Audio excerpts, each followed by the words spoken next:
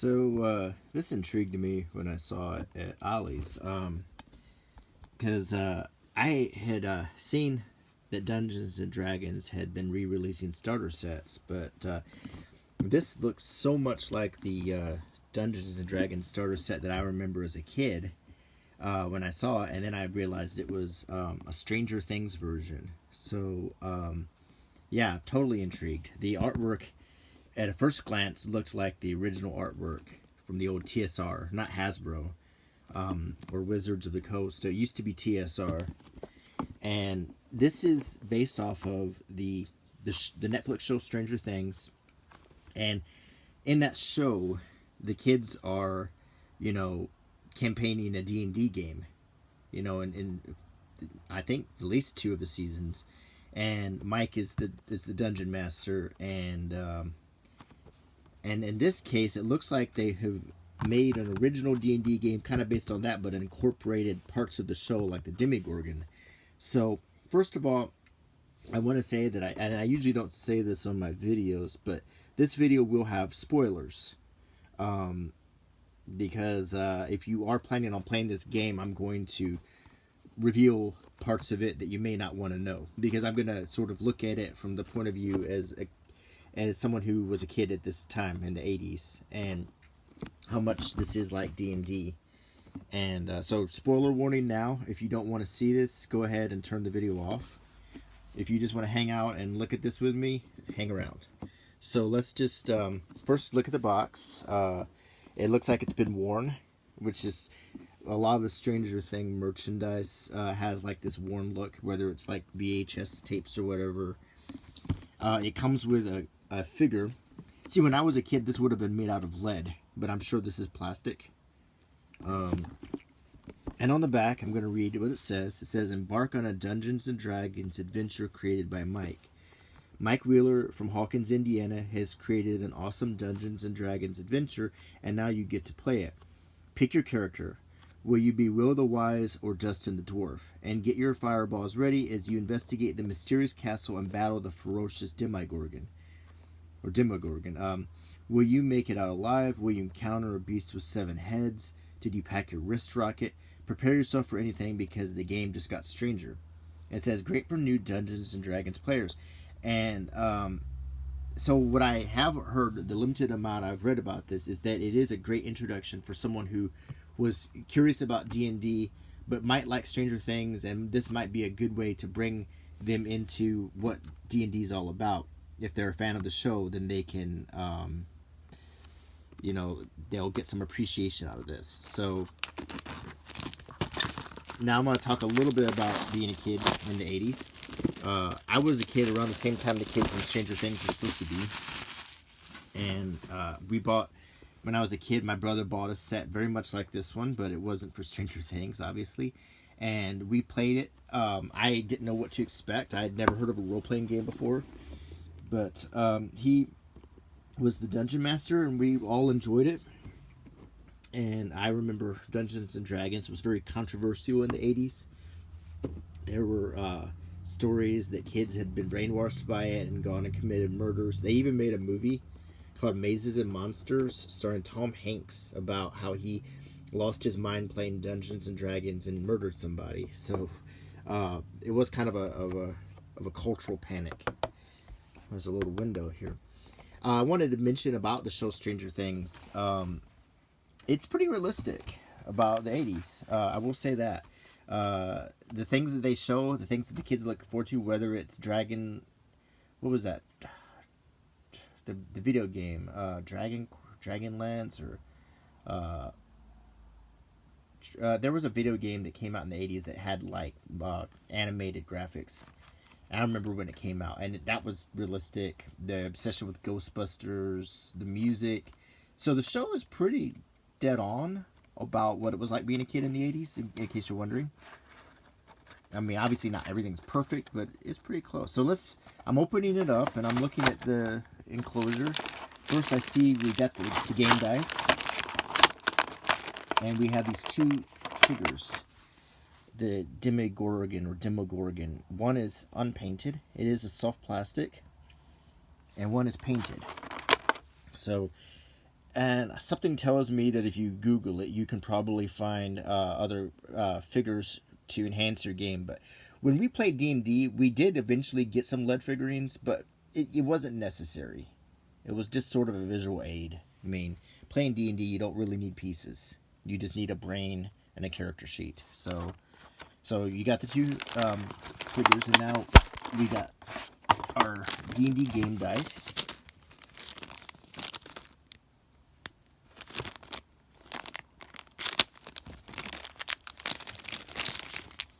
Oh boy, the the 4-sided dice. Let's see. This is the 20-sided dice. I believe this is the 8-sided dice. The 6-sided. 10-sided, and what is this? This is 12-sided. Okay, I can hit. It's been so long. I haven't played this game in so long. Another thing we used to do as kids is we would go to the hobby store and buy jeweled versions of these. So they're transparent and they look like, and we put them in a little bag, so it looked like a little bag of jewels. And your game dice were very important. My brother had the best game dice, but they even made a 100-sided dice. So it is pretty cool to hold these again. These feel like the original ones.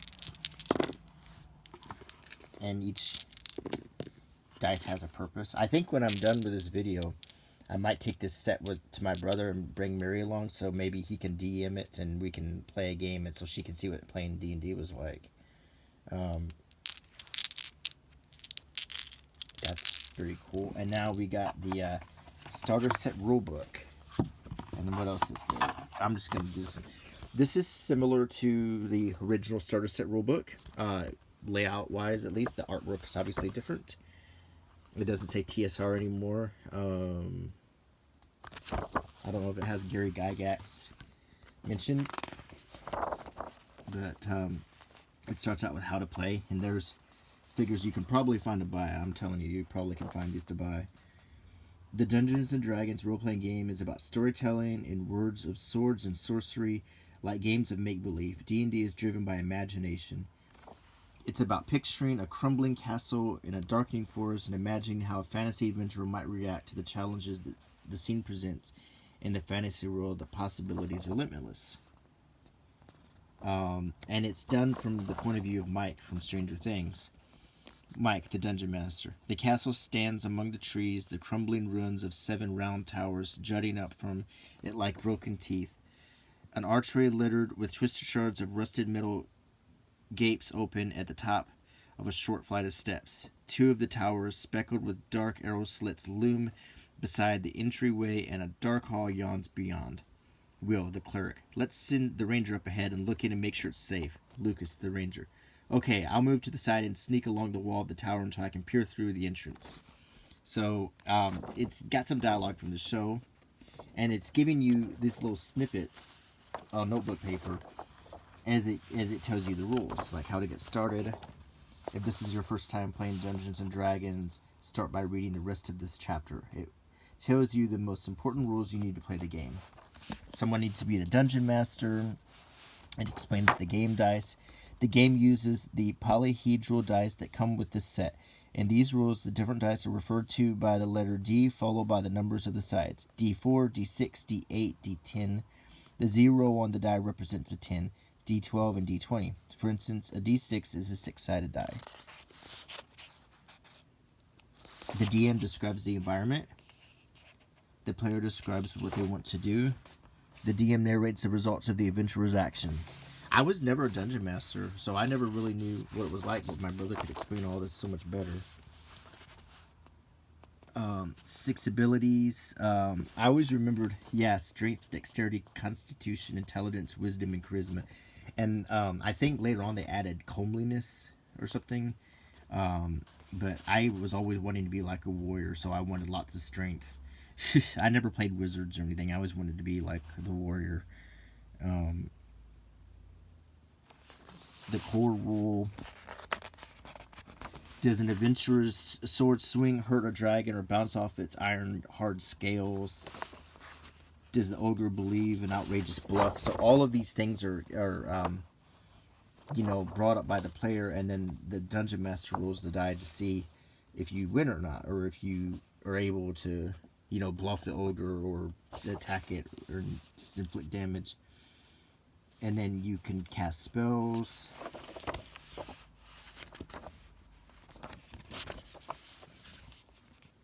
I haven't seen some of the stuff in so long. Dexterity checks.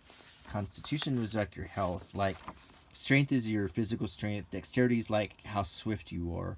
Constitution is how much damage you can take in your health. Intelligence is, well, if you have a higher intelligence, that will figure into, whether you can do things that involve wit. Wisdom, I think that has more to do with like being a cleric and stuff. And charisma is how well you can sway things, like, and it shows like constitution, intelligence, investigation, like if you see everything, wisdom checks, animal handling, insight. Wow, I didn't realize we went into so much detail when I was a kid. I don't. Charisma.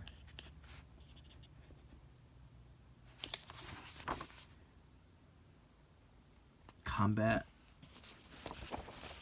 The order of combat. Determine surprise. Establish positions. Roll initiative. Take turns. Begin the next round.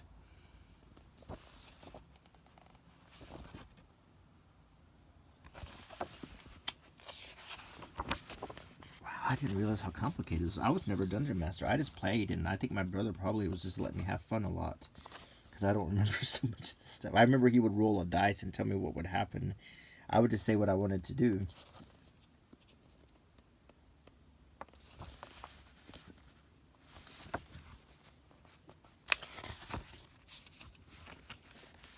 And you roll for damage. I remember hit points. I remember, like, I would keep track of my hit points on my little character sheet.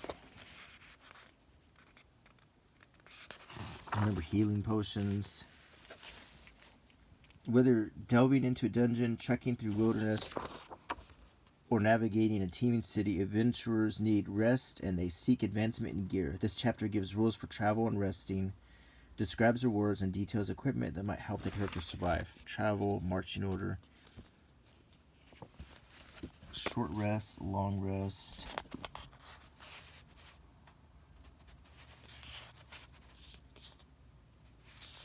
I remember some of the equipment was like a bag of holding. I remember that. Oh, here we get to the equipment. I used to love this part, like what kind of stuff you could have. And I learned a lot about like armor and everything from playing Dungeons and Dragons. Like I learned what scale mail was and chain mail and plate mail and all that stuff. Leather armor, and then the different weapons, like a club, a dagger, a great club, a hand axe, a javelin, a light hammer, quarterstaff, morning star,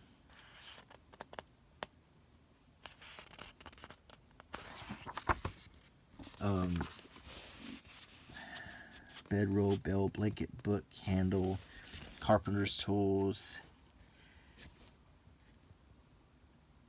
tinderbox. I never understood what that was when I was playing cards. Look at all the like imaginary equipment you would carry. A healing potion, a flask of oil, a mess kit, a steel mirror, an hourglass, an ink pen, thieves' tools, and then draft animals, bit and bridle, feed. And you'd have to buy this stuff too. Gold pieces, copper pieces, silver pieces. And you only had so much, so you couldn't have all the stuff. You had to buy, you had to pick and choose what you need. And what you would drink: ale, an inn stay to get rest, meals,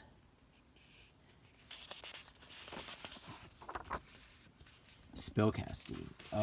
Magic permeates the worlds of D&D and most often appears in the form of a spell. This chapter provides the rules for casting spells. Bards, clerics, paladins, rangers, and wizards have distinctive ways of learning and preparing their spells. And monsters use spells in unique ways regardless of its source. A spell follows the rules here. And I remember like Magic Missile was a spell. There was a healing spell. Cantrips were like little spells. Let's see what the spells are. Cantrips. Light, mage hand. Like if you're in a dark dungeon, you might need light. First level, charm person, comprehend languages, cure wounds, detect magic, healing word, identify long strider. I never knew what that was. Sleep and thunderwave. Second level, hold person. We used to use that a lot. Invisibility, lesser restoration, silence, suggestion, and zone of truth. Third level, dispel magic, fear, sending, and speak with dead. Cleric spells, they're like religious characters. Guidance, light, resistance, a sacred flame, thaumaturgy. I don't know what that is. First level, bless, command, cure wounds, detect magic, guiding bolt, healing word, paladin. They're kind of like warrior clerics. A ranger at it.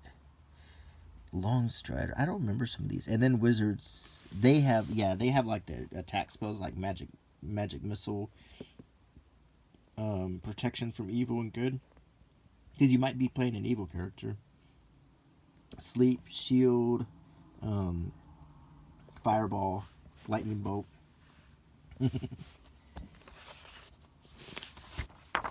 Well, I didn't. You just forget. I mean, this was the 80s, and I was really young, and I can't even imagine how I comprehended half of this stuff. I think I just really like the imagination of it and the pictures, and because that was very simple, and I think my brother made it simple when he would play with me and my friends and stuff. I think he made simple games, because I can't even imagine how I comprehended half of this stuff.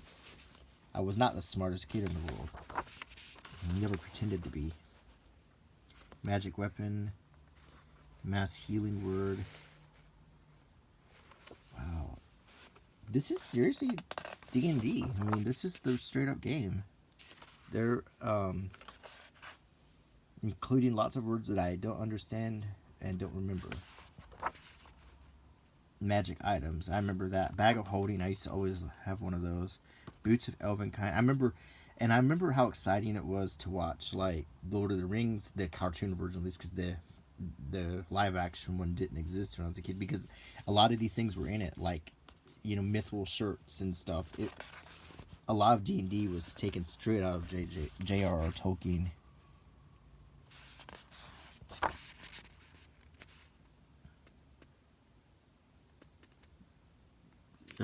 Alignment, chaotic evil, lawful good. Oh, I remember that. And your character had to have an alignment too. Here's some of the monsters. A bugbear, cultist, demogorgon, doppelganger, evil mage, flame skull, ghoul, giant spider, goblin, hobgoblin, ochre jelly, ogre, orc, owlbear, skeleton, sturge, thessalhydra, troglodyte, twig blight, wolf, young green dragon, zombie. We used to have a monster manual. Had pictures of all of them. I used to just like to look at it. Conditions. Like, you could be stunned, or you could be unconscious, incapacitated. This looks like a straight up player's manual. Not like the hardcover player's manuals. Because my brother had like the Dungeon Master's guidebook, and he had the player's manual and the monster manuals, and he had like deities and demigods and all of these classic hardcover, beautifully illustrated books. Okay, so next is this is the module. We used to call these modules. This is Mike's adventure book, The Hunt for Thessalhydra. And it's like he decorated, because graph paper was always used. My brother always used when he was doing his dungeons. Notes to myself as a dungeon master: we should be able to finish this story in one night. Maybe a long weekend if Dustin really gets caught up in the role playing. but don't rush it. As long as everyone's having fun, let it take as long as necessary. It's all about the fun. Describe each scene. So this is like tips for the Dungeon Master. The whole story.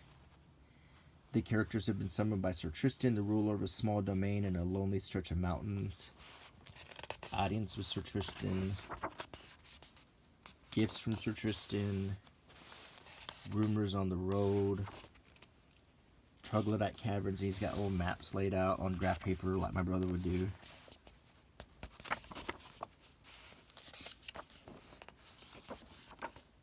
This is really cool. This is like what my brother would do, making the whole adventure up and having it all laid out.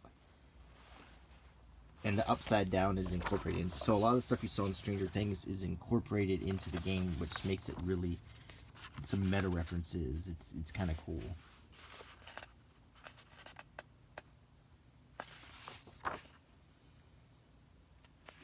A Demogorgon is a monstrosity the size and shape of an adult human, but its mouth fills its face and opens like a blooming flower. One currently lives in the Upside Down, but no one knows where it came from originally. It's incredibly strong and can heal itself from damage it takes, even here and in the Upside Down. Like a shark, a Demogorgon is drawn to the scent of blood and goes into a frenzy when blood is near. And then a Troglodyte. I guess that's a Thessalhydra.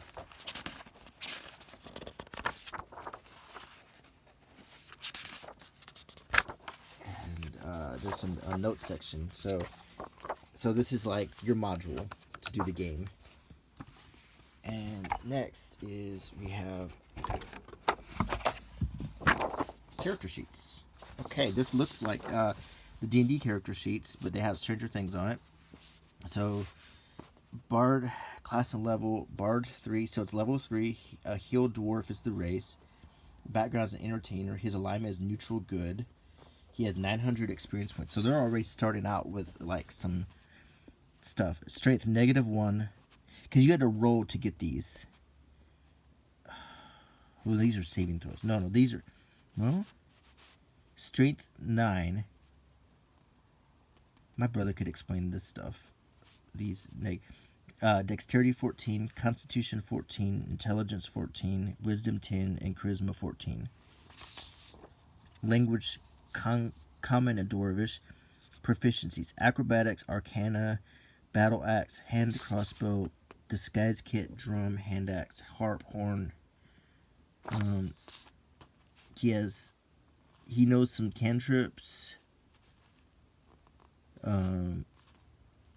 He has a dagger and a rapier.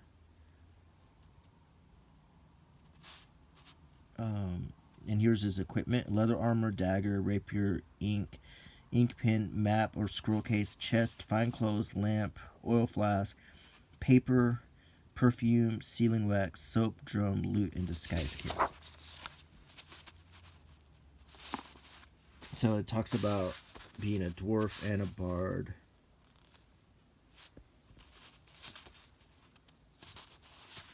The next character is a cleric who's lawful good, and it's what elf is the race. So the strength is 10, the dexterity is 16, the constitution is 14, the intelligence is 12, wisdom is 14, and charisma is 10. He has a shield, chainmail, a mace, light crossbow, boats, backpack, bedroll, common clothes, mess kit, rations. I remember some other things, like when you were a dwarf, like you couldn't ride a horse and you couldn't use a sword, you had to use an axe, and I don't know if these were rules or if they were just rules my brother made up. And I think there were limitations on what kind of character you played too. Like if you were, like certain kinds of characters couldn't do certain things. Like elves don't need to sleep. They meditate deeply, remaining semi-conscious for 4 hours a day and gain the same benefit a human does for 8 hours of sleep. Then there's like background. The next character is a paladin, which is like a priest knight, like a crusader, sort of. A human paladin, lawful good, strength 16, dexterity 10. And just for context, I think the highest you can get on any of these is 18. So dexterity 10, constitution 14, intelligence 11, wisdom 14, and charisma 14.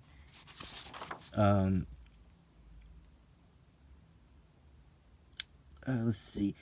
He has a shield, chainmail, longsword, javelin, backpack, bedroll, common clothes, mess kit, rations, hemp rope, tinderbox, torch, water skin, and amulet. And it tells you a little bit on the back. A paladin. Whatever their origin or their mission, paladins are united by their paths to stand against the forces of evil.